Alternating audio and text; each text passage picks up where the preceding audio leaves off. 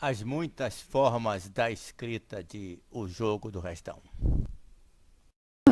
Eu vou ler uns trechinhos para dar exemplo de maneiras diferentes de tratar a temática. Eu tenho um texto geral que nele são inseridos pensamentos do personagem que está sendo tratado.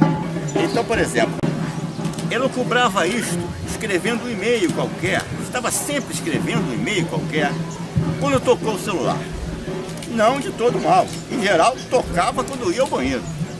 Ou, quase certo, ao falar em outro telefone.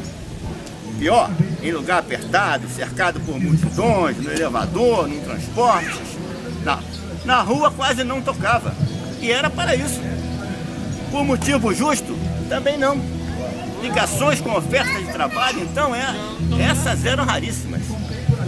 Aí entra o pensamento do cara que está sendo descrito.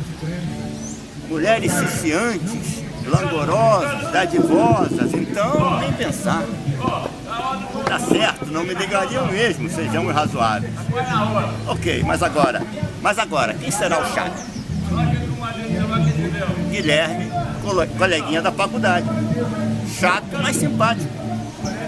Tinham feito imediata e singular parceria nos bancos acadêmicos. E depois, na mesa de bar, o cinquentão de ares juvenis e o garotão de aparência responsável. Gente fina, o bom garoto Guilherme, o muito criativo. Então entra em itálico o pensamento do cara sobre a cena que está sendo vivida por ele. Num certo momento, fui procurar história e crônicas sobre os locais que eu estava caçando. Eu tenho um capítulo chamado Caminhos e Fazendas. Na verdade, tem outra história também. Eu escrevi crônicas para o jornal de Areal durante um certo período. Então também tinha material acumulado de crônicas. Então falava, o caminho velho começava em São Paulo, terra dos bandeirantes, descobridores do ouro. A corte dos vice-reis no Rio de Janeiro logo tratou de abrir um atalho, o caminho de Paraty, que subindo por Cunha se ligava ao velho em Guaratinguetá. Dava uma volta imensa, incluindo um trecho de mar. Em terra, bandoleiros desgarrados assaltavam as tropas de burro. No mar, piratas estrangeiros escondidos na Ilha Grande atacavam os navios. Então é um capítulo comentando a formação histórica da região. Uma outra maneira de fazer o tratamento do romance foi fazer relatos históricos ficcionais. Inventei histórias. Então, por exemplo, há uma situação de como é que se formou o quilombo de Boa Esperança. Bom, alguma coisa aconteceu. Eu não sabia, eu falei, vou inventar a maneira como isso aconteceu. Então fiz uma série de 3 capítulos, que iam entrando em momentos próprios, em que se contava a história da formação do quilombo. O capítulo se chama 1870, a fuga. Mariana sabia por que fugia.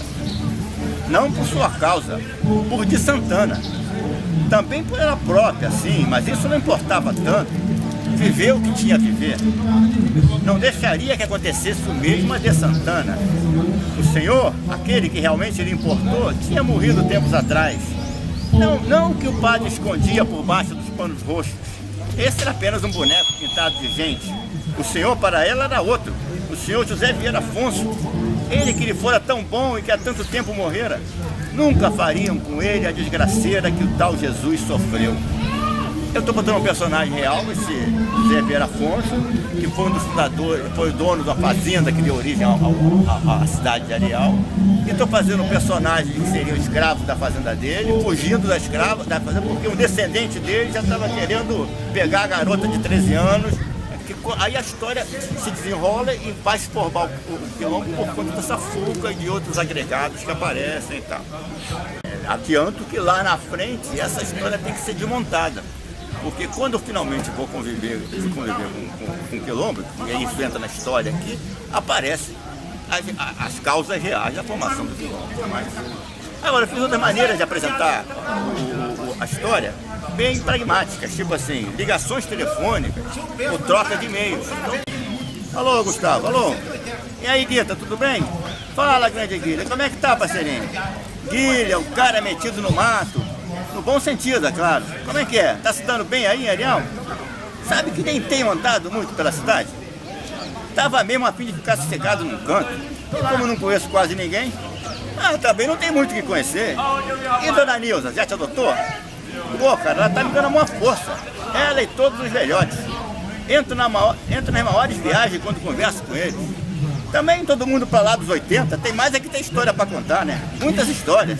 Já me contaram a saga da família, a vinda do pai dele. Aliás, seu avô, né, seu Miguel. E os irmãos, diretamente do Ceará. Essa é sagrada. A seca devia estar brava na época, em 1914, não foi isso? Cara, nem sei, por aí. Deve ter sido melhor vir pra cá do que ficar torrando no sertão. O problema é que pegaram o fim da festa. Então, é um diálogo, porque aconteceu o seguinte. Eu criei 2 personagens que são correspondentes à minha experiência segunda de voltar aos 50 e tantos anos para a faculdade. E depois eu peguei um personagem a partir de um daqueles garotos que eu conhecia lá. Cravei num para ser a figura física e trabalhei em cima as possibilidades do personagem jovem convivendo com o mais velho. E aí é uma situação em que os 2 trocam de papéis. Razões lá afetivo-filosóficas. O mais velho fica na cidade, a família dele está lá em Areal, o mais jovem vai morar com a família lá por uns tempos. Então o mais novo, lá no interior, em Areal, está vivendo a experiência de conhecer aquele circuito e está se relacionando com o outro via telefone, via e-mail e tal. Isso faz parte da história. E também dessa série também a transcrição de entrevistas. De repente eu fiz uma entrevista com o pessoal do Quilombo, que me explicou um monte de fatos sobre o Quilombo. Eu praticamente transcrevi ela inteira num capítulo, que era uma forma do personagem estar conhecendo a realidade lá, né? Depois, uma outra maneira foi um auto-reflexões. Esse personagem mais velho em casa, vivendo os seus dilemas lá. As pulgas, por exemplo, deviam ter vindo num sofazinho, que ficaram um mês num depósito empoeirado e agora viviam limpolando as pernas. Para essas delirantes saltadoras, não seria ele um grande outro, um outro além, um Deus outro? Pois nem assim o respeitavam. Pulgas não leem Lacan. É o de menos. A maioria dos humanos também não. Humanos muitas vezes escolhem deuses proporcionalmente maiores, ou os aumentam e sentem-se pulgas diante deles. Afinal, humanos não são como as pulgas. Quando inventam ou acham que descobriram um Deus, pronto, de imediato começam a lhe sugar alguma coisa. E ainda fazem disso um ritual, uma religião. Ainda bem que disso as pulgas nos pouparam. Precisava fazer uma boa faxina. Decidiu seguir a receita de distantes avós alheias, a de espalhar uma mistura de vinagre e pimenta do reino sobre móveis. O problema estava no cheiro, simplesmente insuportável da mistureba. Sairia junto com as pulgas, certamente. Não, mas naquela noite não, e assim por diante. Quer dizer, é uma coisa, uma vivência e uma reflexão sobre a vivência do camarada. E aí tem, por exemplo, o texto acadêmico. Aquele texto acadêmico que eu fiz no meu projeto de mestrado acabou sendo incorporado como citação dentro do livro. Então, está lá o Guilha, lá em Areal, e está o outro aqui conversando e tal. Então, sinal aberto para desenvolver o projeto de mestrado. E a ideia estava quase madura.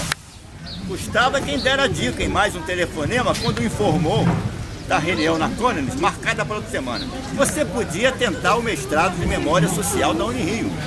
A vantagem é que não é nem História nem Antropologia. Conheço uma professora lá, linha de pesquisa relacionada com patrimônio. O que lhe parece? Pode se encaixar? Guilherme não sabia. Novas possibilidades. Guilherme averigou na internet. Interessante a tal da memória social.